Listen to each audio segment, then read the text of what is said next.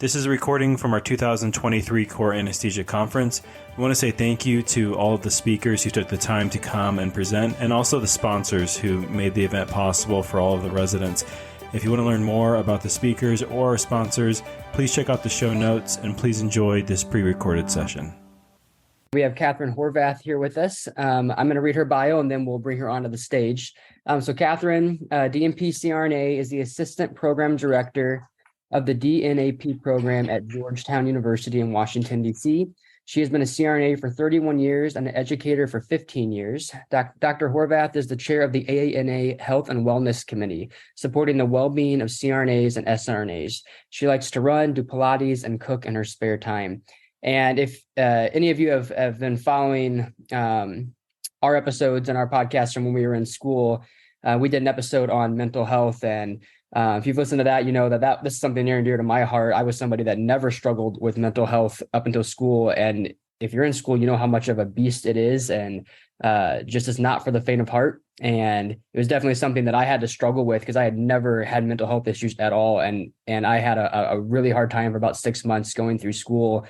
And so we really wanted to make sure we did a session on this because I feel like this is a very important topic. As Joe just talked about, you're taking an investment to go through anesthesia school, and we all want everybody to be successful and make it through school and be able to start their career in anesthesia. And so mental health, it goes a long way in that journey and being successful of getting through school. And so we're really, really excited to have Catherine come on and do a presentation on mental wellness going through school. But just know that I'm sure she's going to talk about it. You're not alone if you are somebody that is struggling mentally through this process. Again, anesthesia school is a beast. So we think that this is definitely a topic worth talking about. So with that being said, I want to hand the floor over to Catherine now. Thanks, Cole. And thanks to you and Tanner for having me again for your conference. I'm really glad to be here, especially talking about the subject of wellness. So as Cole mentioned, I've been a practicing CRNA for 31 years. So that tells you that I've loved the career. You guys have chosen a great career to have a lifetime in. I'm also now an educator, so I get to see students' ups and downs in the program. And as Cole said, some students do struggle with their mental health and physical health during school. So I'm here today because my goal for all of you on this call today are that you make it to the finish line and that you start and finish your career as I'm, kind of getting towards the end of my career, happy and well. So I'm going to go on. Let's see. Cole, do I share my screen or are you going to start? Yes, you can share it. Okay, great. Have access now to share it. We did have some issues at the first session, but I think they're all figured out now. Great. Okay. So give me 1 second. And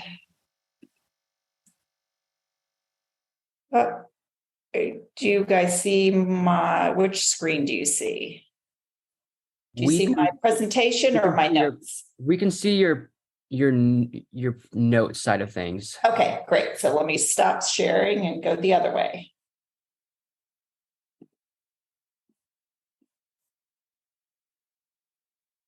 Okay, and now can you see my presentation? Yep. All right, now I'm going to take me off the screen here. So.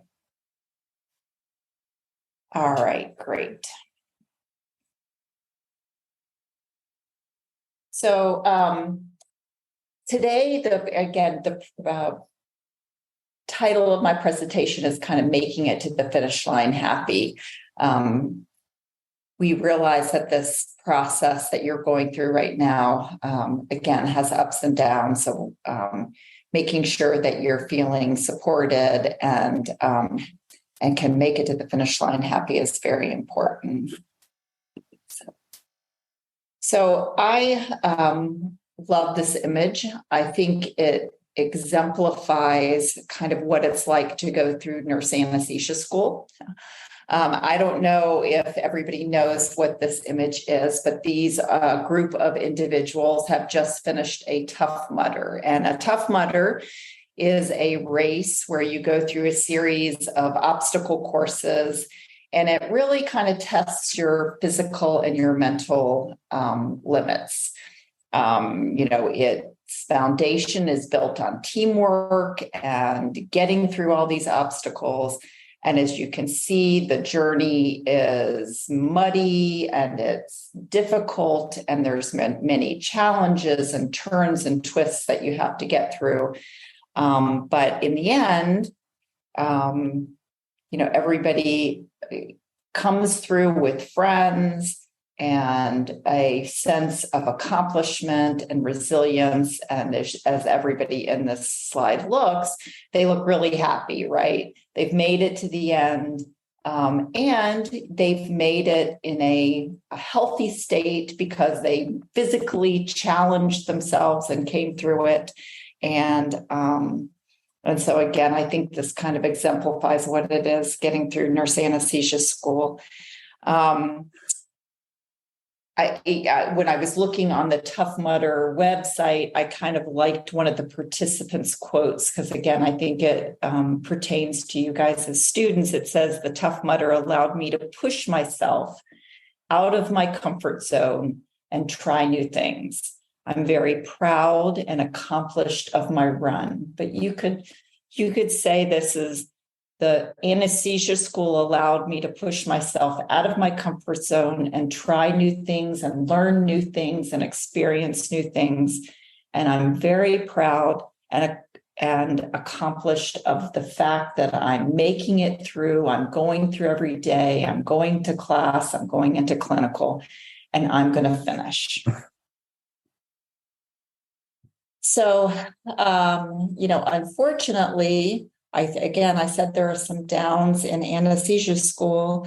Some of you on this call, even today, may have felt discouraged, afraid, tired, depressed, angry.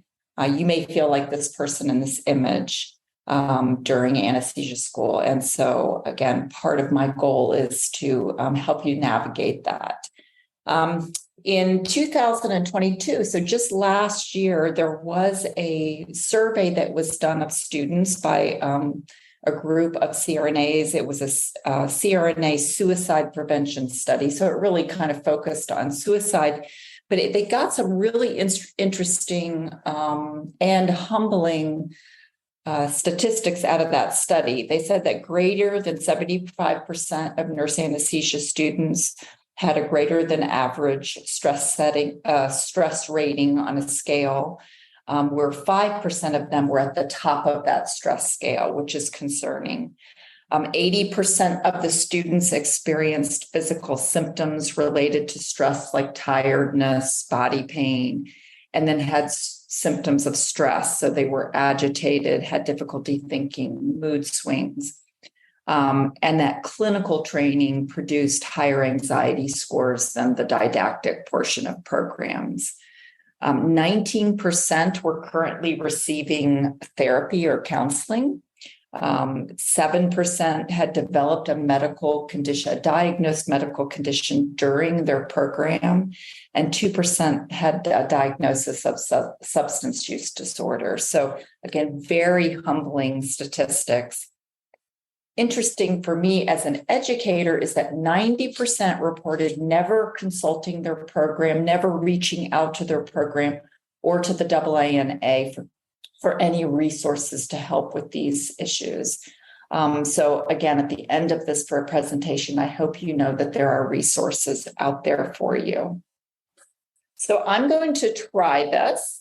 This is a poll everywhere poll, which maybe some of you have done before. I'm not sure if it's going to work in this large platform, but if you want to get out your phones, and you can do this by texting, or you might be able to use that QR code in the corner. But if you text 22333, then you can participate maybe in this poll if it works. So I'm going to ask everybody to try it, and I have 3 of these slides, and my first question that I'd like to get is, what is the most common stressor that you maybe are experiencing in nurse anesthesia school now? So we'll see if I'm going to just pause for a second and see if some answers start coming in.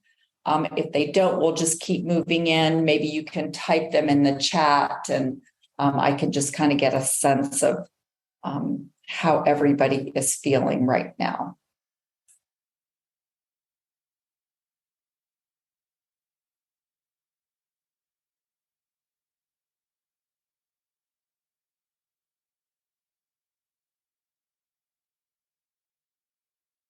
And the number of the text was 22333 is what you would send it to if you can't see the top of that slide. I'm just looking at the chat there. So it doesn't look like any responses are coming in. So I think in this large forum, maybe it is just not working. So I apologize for that. Wanted it to be a little more interactive, but we can, I will look at the chat and we can kind of consider that later. And Catherine, I was trying to do this on my phone, and when I sign in through it, it just says that there needs to be a pre-registration required from you. So I don't know if there's something you have to do on your end, or if. Okay. I possibly, normally you just have to text into that number and it comes right up. So sorry about that technical glitch. We'll just keep moving. We'll just keep moving in the presentation, and then maybe we can talk about some of these things later. So sorry about that. So, Catherine, to see the chat at all as well. Yeah. Okay. It looks like most people are just typing their things in the chat if you wanted to adjust any of that, or we could do it later too, but it looks like people are just going to be typing their thing in there. Just like, and that's great. So it looks like and again, I apologize that the poll's not active. So again, clinical seems to be stressors, money, not passing my boards. Yeah. So all of these are very common stressors in school. And so on this slide, I was just going to talk a little bit about some didactic stressors that you might all be feeling, kind of the amount of content that's coming at you in coursework, maybe exams or grades, just the fact that there are exam and grades, but sometimes it's not understanding exactly what the instructors are wanting for answers, or maybe it's those oral exams that you're having to take.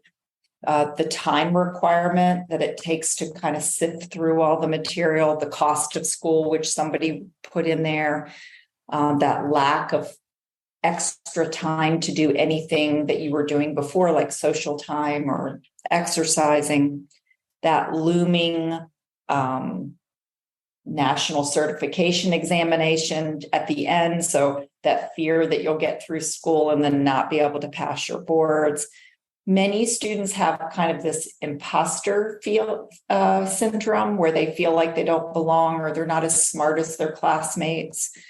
Or maybe you feel like you don't belong for other reasons. So yes, inconsistent information, somebody put, not being respected, by preceptors. So so that gets more into the clinical side. Right. So what are stressors just on the clinical side alone? So it's those unfamiliar cases, the unknown of what's going to happen during those cases, production pressure, not knowing the other team members, being in this really novice role again, not feeling supported like from your preceptors, like you were saying, and feeling like you might hurt another being, hurt that patient by either not noticing something or doing something incorrectly. All of those can cause tremendous stress and feelings of distress in you as students. Going back to that study I quoted before about that suicide prevention study, these were methods of coping that they mentioned in that study. So 80% did engage in some personal wellness activities, which is phenomenal. 75% sought some help or support from their family and friends. And that is great. I think a lot of programs tell you that up front. Make sure that you can seek, tell your family and friends that you are going to be in this rigorous program, and you may need to seek their help. Again, 75% engaged in some sort of physical activity. Those are all positive. But then these other things, like 40% were using drugs or alcohol to cope at different points in the program. 20% were seeking mental health counseling or behavioral health counseling, and 10% had sought help from their program. So again, it would be nice to really see that statistic went up. So again, this is another poll everywhere that I wanted to put in here. What is your favorite way to de-stress? Because I kind of talked about some of the stressors and feelings that you may have at times during the program. And now I want to move more into the wellness side. So how do you, in the chat, maybe you could put some of the things that you do to cope with stress, and hopefully they're adaptive, meaning positive, but there may be some things that you're doing that aren't good coping mechanisms or maladaptive. But maybe some of the good ones and positive ones and helpful ones can help your classmates or people on this call. So let's talk about wellness. So wellness is defined as a positive state of mind, body, spirit, reflecting a balance of adapting to different situations, resilience, keep going, and coping mechanisms both in personal and professional environments that enhance your quality of life. And this is the goal, again, that all of you are well during the program and that you're well when you leave your programs. There are 8 dimensions of wellness. So wellness isn't just your physical health. It's your overall wellness has many elements that feed into it. If you're financially well off, or if you're struggling financially, can affect your wellness. Social, occupational, your school, and then your clinical training. Physical health, intellectual health, whether you're being stimulated or overstimulated, your emotional health, your spiritual health, and then what is happening in your environment. And so I'm going to spend some time suggesting some ways that you can use in your personal wellness plan right now and maybe forever to kind of set yourself up for a basic positive wellness plan. And the first one I want to tell you all is believe in yourself. You all got into nurse anesthesia programs. You fulfilled the eligibility requirements. You're all bright. People saw potential in you. You had to do the hard work to get into school. You're staying in school. You're doing the work. So just believe in yourself. Maintain those positive emotions that you're doing it. We did it to get in. You're doing it to move through your program, and you're going to get out on the other side. Sometimes you need to kind of do a self-assessment, what's going on with your emotions, and you need to change it up. But keep motivated, keep believing. Believe you can learn and you can grow from your experiences. And I think sometimes that's hard. You feel like things are negative in an experience, and all you can feel is the negativity or the weight of it. But sometimes you need to realize there's some growth and some learning in that, and kind of focus more on that side. Affirm your strengths, kind of stop a lot of that negative talk that I'm not doing well, I'm not keeping up, and you can kind of get into a little bit of a cycle. Just believe that you're doing it. Stop kind of some of that negative talk. There are lots of benefits for daily affirmation and believing in yourself, and that is, increased mindfulness can increase kind of your mindfulness in the moment. It helps you with gratitude. There's a direct correlation with optimism and your physical health. So again, if you can stay positive, it gives you more energy to want to take care of your physical health, and it keeps you focused. Stay connected. Kind of make time to be present for those around you. Call, FaceTime people. I know, your generation isn't, there's a lot of texting and a lot of social media, but I think sometimes being connected, if you can't be there physically at family events or seeing your family or friends all the time, trying to stay connected through things like calling or hearing a voice or seeing a face is really important.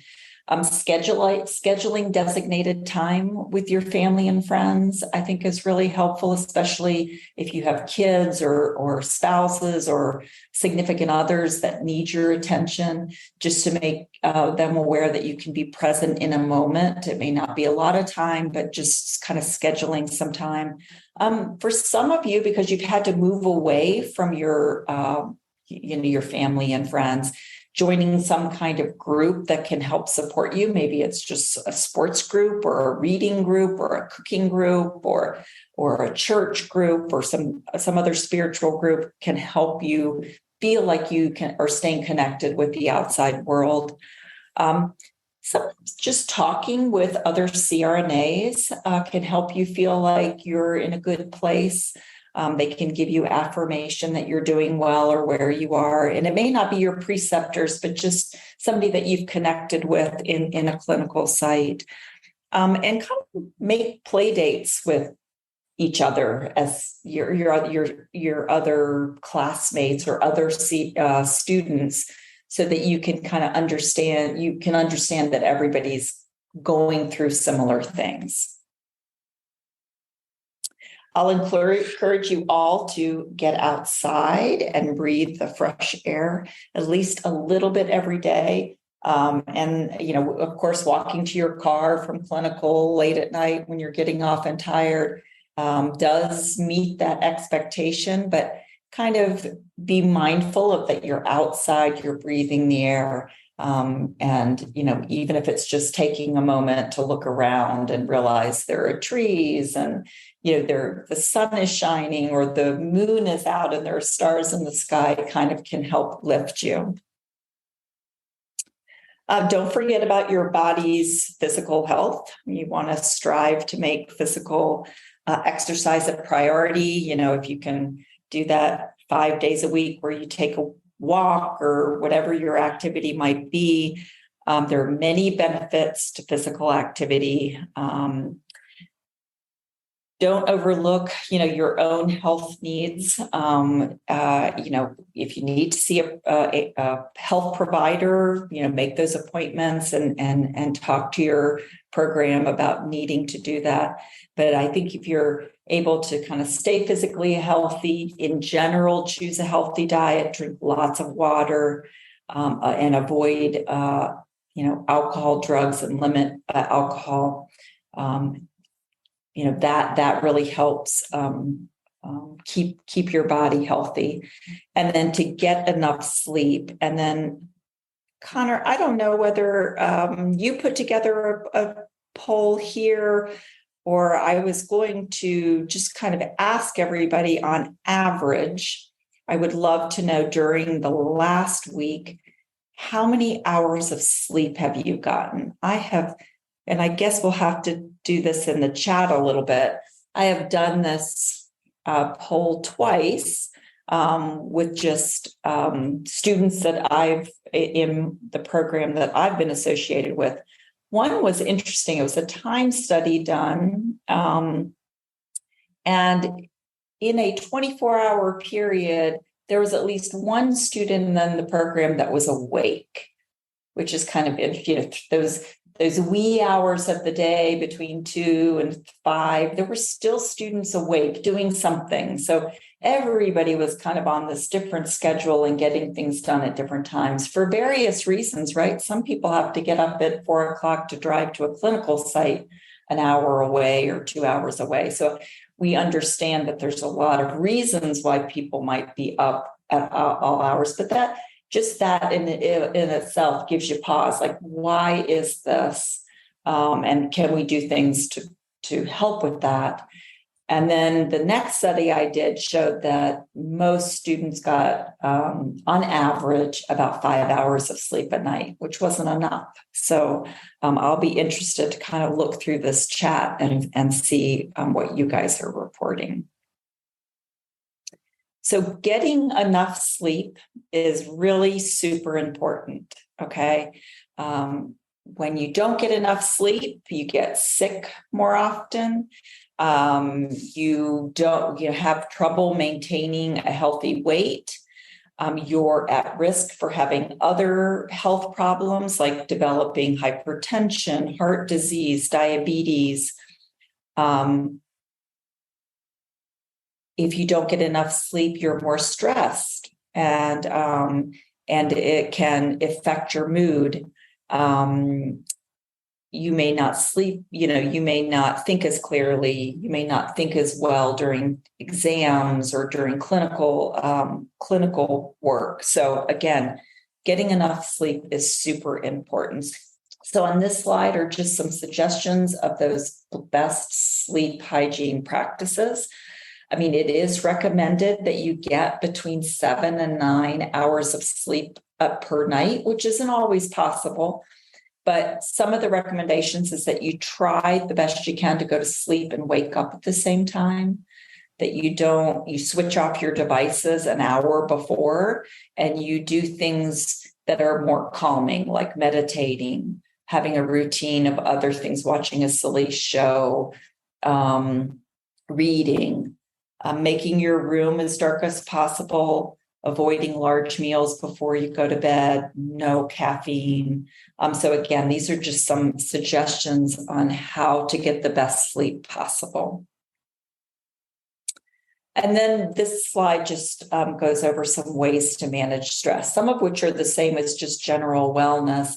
But just remember, doing something fun, relaxing, playing a game with friends, so that does the social aspect and it can manage your stress. Journaling, sometimes just journaling and then looking back and seeing how far you've come really helps affirm that you're doing well or that you need to work on things. Music, massage therapy, these are just some suggestions. And I threw in this slide because I think your study habits are underestimated in kind of how they can affect your well-being, because many times students are saying, I studied, I've been up for 48 hours because I've been studying for this exam.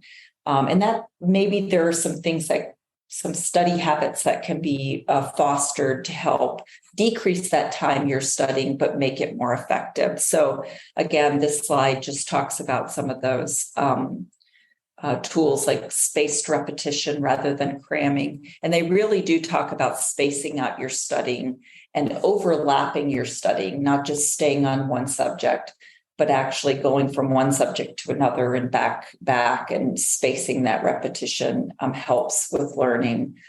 Really kind of engaging with the material, not just rereading things, but really studying things. And reading is not studying necessarily. You really have to kind of engage with the material. And that means, making flashcards, quizzing yourself, talking out loud. Can you explain it to somebody else? So those are all kind of engaging in the material.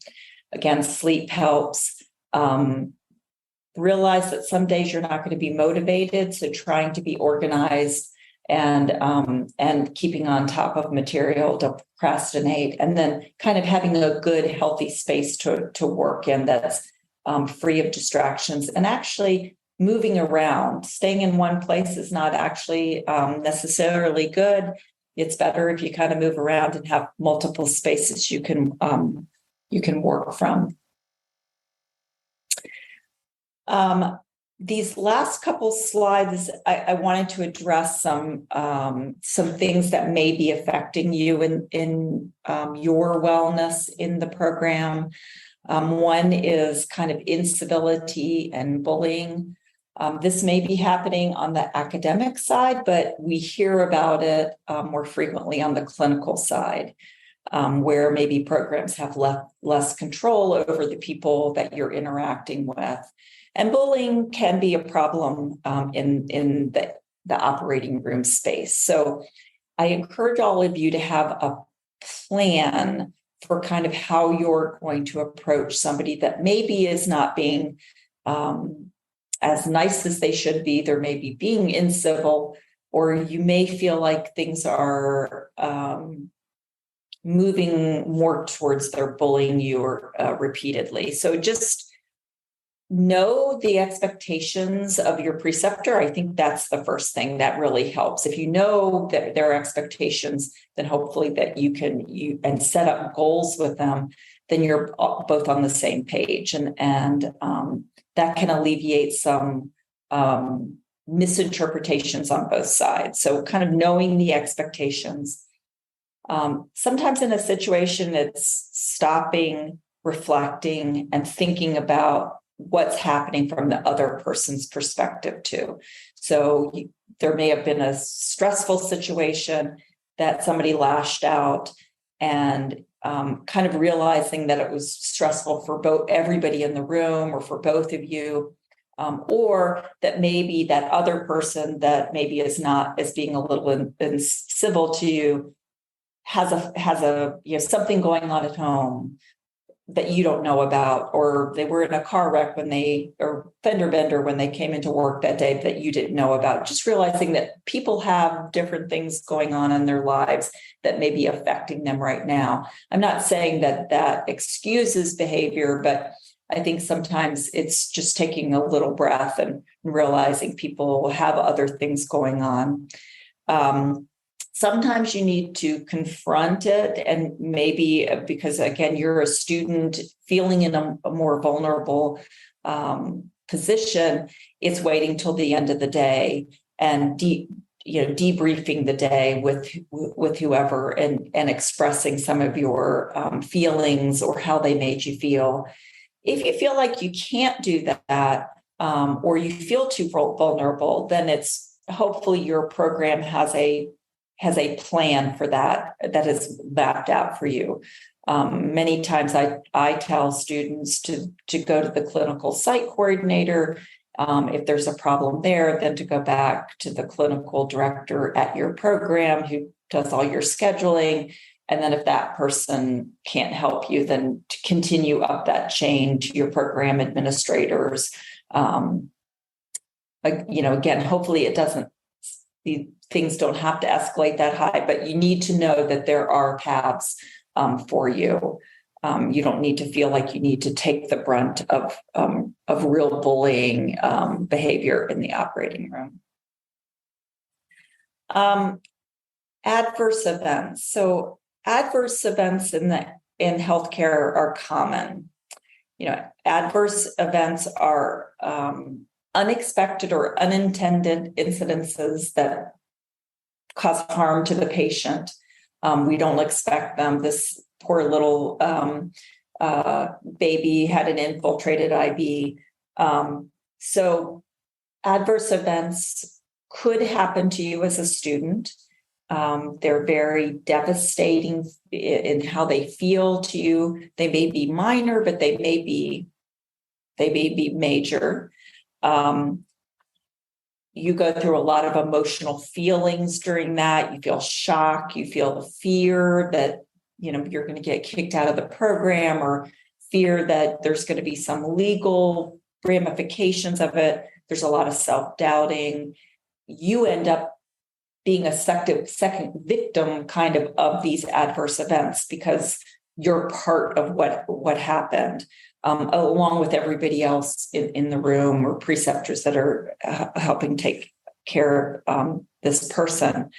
I encourage you, if you have any kind of adverse event, whether it's a medication error, an unintended IV, infiltration, again, to try to find support and talk about it.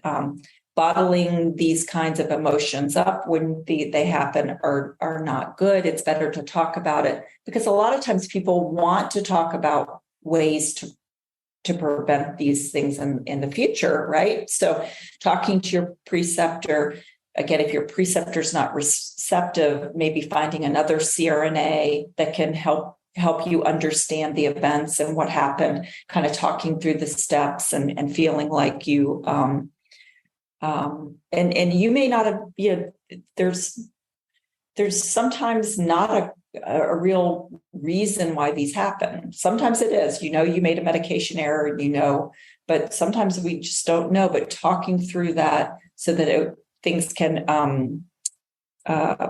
be put in place that they don't happen again. Sometimes you need to take time away from the clinical setting in these cases. So again, reaching out to your program to talk through what kind of support you need. And then if it happens to a classmate, I'll just make a comment. Sometimes they need you to debrief or, to kind of talk through their feelings. So try to be supportive, make sure that, or at least check on a classmate that maybe of that's had an adverse event, and make sure they have support, make sure they have accessible support for them. And make sure you kind of ask them, can I check up on you in a few days to make sure you're doing okay? You can provide resources if you know where they are. And then when in doubt, make sure they're not alone and find them support. So I'm just going to here at the end go through some resources that might be helpful for you, again, to kind of help you with your wellness. Remember that your university or your program more than likely has access to a student health center. They often, have physical, mental health resources. So don't forget about them. You can always reach out to them. I know you feel like you probably don't have time, but they are a resource. Please, if you need to use them, use them. The AANA is a wonderful resource for student wellness. They have a student wellness page. Please, access it. It has a lot of articles. It has podcasts. It has other, like Cole was mentioning. They had a podcast, so you might even be able to find that on the AANA website, because they are trying to gather resources for students to have a one-stop shop for people to get resources for their wellness. So I encourage you to look there. I have this. There are, again, I mentioned the not feeling like you have enough time or when am I supposed to fit this in? There are telehealth resources for you for your mental health if you're struggling. These are just a few. They do accept insurance. Maybe you might have to shop around a little bit to know if they take your health insurance. But again, this might be a good option, again, if you just need somebody to talk to about some things you're trying to navigate in a program. Going back to the AANA, the AANA does have a crisis hotline. And I think, historically, it is set up to help people struggling with drugs and alcohol, for people to call when they need to get help. And I will say, this is a helpline if you or anybody is struggling in the clinical side, whether it is a preceptor you're working with, or if you need to help navigate what to do with somebody that is struggling with drug or alcohol misuse, use this hotline. But I also will say can be a crisis helpline too, meaning the people that man this helpline can help you get other resources too if you're struggling with something outside of drug and alcohol. So it is 24 hours, 7 days a week. So again, just know that this is a resource for you as a student. I have to mention again, because there may be some people on this call today, unfortunately, that are struggling with with depression and maybe have thought about ending their own life. So there is 988 is the suicide lifeline. Please utilize it. And then there's also the American Foundation for Suicide Prevention has a talk line that's mentioned here. I put this in here. This is QRP training. It's training that teaches you how to question, persuade, and refer somebody that's at risk for committing suicide. And so I put that here. It costs about, I think it is $35 to take this training. It is an online training. So if it's something, just you as a person, as a nurse, as a budding CRNA want to take, so that if you encounter a friend, a colleague that is struggling, that you have some skills. It's very quick. Basically, you question the person, you persuade them for you to help them, refer them for help. So, RISE programs are peer support programs that some health institutions have. So I would encourage you to, as you're doing your clinical rotations, or as you take your first job, see if they have these peer support programs. So if you have an adverse event, what ends up happening is they call in the RISE team, and they provide support for people that have had that have been involved in stressful events or adverse events, or so to help support and rise up those caregivers. This is a picture. I'm not in it yet because I'm new back to Georgetown, but this is the Georgetown faculty. And I just have it here just for you all to remember your program faculty and administrators. Hopefully you feel like they're there to support you. And don't forget, that one statistic that 90% had never reached out to their faculty, that just breaks my heart. I feel like they should be in your toolbox of people that are supporting you through the program and wanting you to be happy and healthy when you leave the program. So again, don't forget about your program's faculty resources. And then I'm going to end with this slide. This is Pooh Bear, who says, "I don't feel much like Pooh today." And Piglet, his friend, is saying, there, Pooh, I'll bring you some tea and honey until you do. So again, just know that whether it's a friend that's going to help you through the day, it's going to be an administrator, there are people in your lives that will bring you that tea and honey until you feel better. And so again, we all want you to graduate, which you will soon, hopefully, and be mentally and physically well practicing CRNAs at the end of this.